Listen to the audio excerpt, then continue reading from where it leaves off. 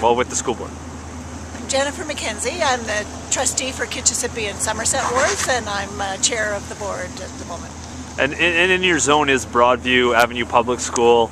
Closure for today because of problems with the boilers, the heating system. A surprise from you that a closure like this would happen? You might move the microphones in a bit farther if you don't mind. Sure. Any surprise from you today that Broadview is closed because of that reason?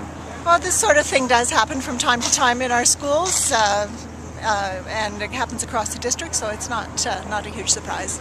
And so as part of this story, we have parents here that are concerned that Broadview is an older school and that could use some renovation, some refurbishment. I guess how is the board trying to deal with that? Indeed, across the district we have a number of older schools. Some of them are 80, 90, 100 years old, and they are in need of some significant renovations. And how do you go about doing that?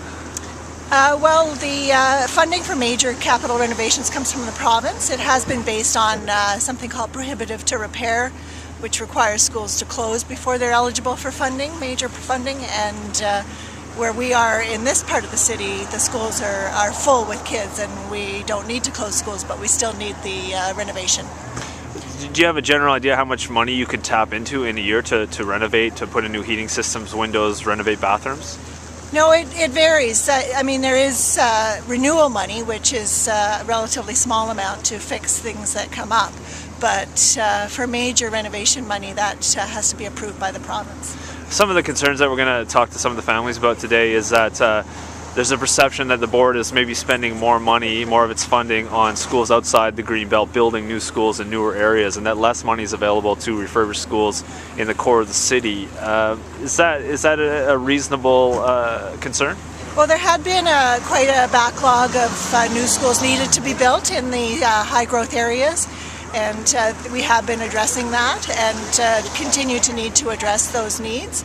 But some of these issues are becoming quite urgent.